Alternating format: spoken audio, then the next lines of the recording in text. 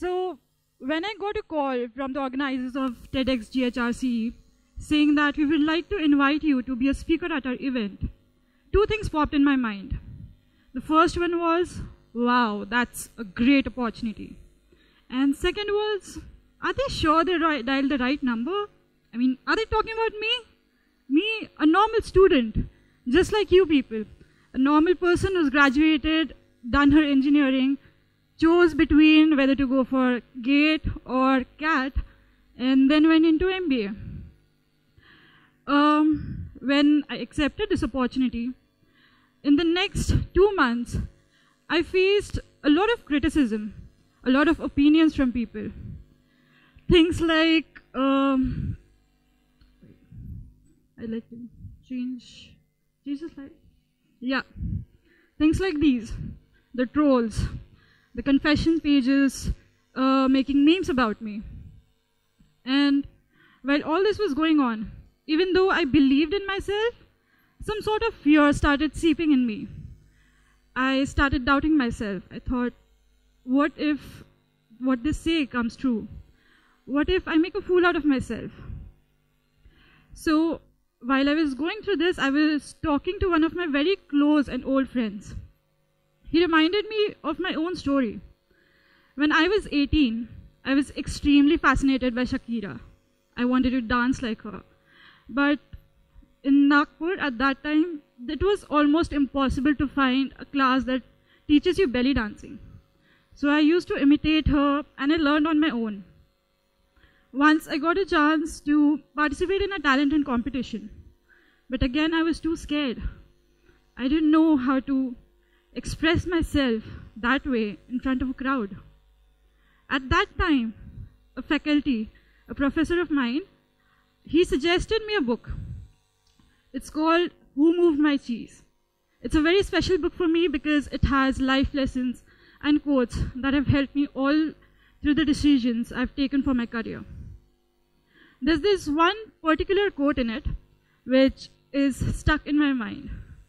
It says, "What would you do if you weren't afraid?"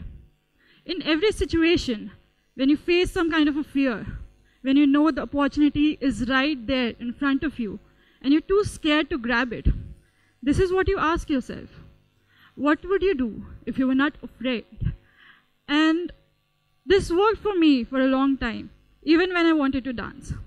But as the challenges grew, as more opportunities started coming in, my fears were getting stronger. This did not work for me then. So after that, I formulated a small, a 4-step formula for myself, which helped me tackle these situations. To explain these 4 steps, I'll continue taking the example of giving a speech on a public platform. So the first step is, again, ask yourself, what would you do if you were not afraid of talking in front of people? The answer would be, I'll be very confident. I'll go on stage and talk without fumbling. Now the problem with this is when you say, I'll be very confident, it's vague. You don't know what exactly to do about it. So here comes the next step. Identify the physical action behind the answer you got in the previous step. You identify that in the whole answer that you got, that I'll be confident, I'll go on stage and I'll speak. Just remove the confident part, remove the fumble part. Think about, I will go on stage and speak. The next step would be, focus only on doing the first step. Just go on stage. And trust me, I have been doing this and it's working for me right now because I was extremely scared. I was like, okay, pee as much as you want before coming on stage, but go and stand. And that's all I'm doing. Came here, stand, and the rest follows. The 4th is, do not self-doubt. Do not think twice before taking that step. Once you're done with the first step, things will automatically flow. And this is the most difficult part because we tend to keep thinking again and again about the consequences, about what could happen, what could go wrong. And this is the step that you have to take. So I know like this is a very small, a very simplified example, but if you think about it, we've been practicing it since we were very small, since we were kids. In that phase, when in our childhood, we never thought about what could go wrong. We just did things, just for the curiosity, just for the fun.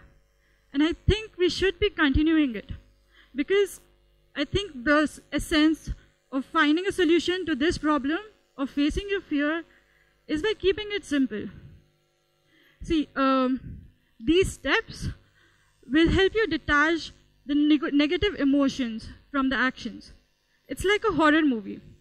If you see a movie without the noise, it's not at all scary. And it's the same thing.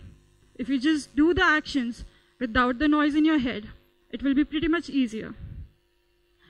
So with this, I would encourage everyone to keep that child in yourself alive. And while doing that, keep fighting your fear and keep trying new things. Because in the end, it's not the things that you do, but the things that you've never done before which make all the difference. Thank you.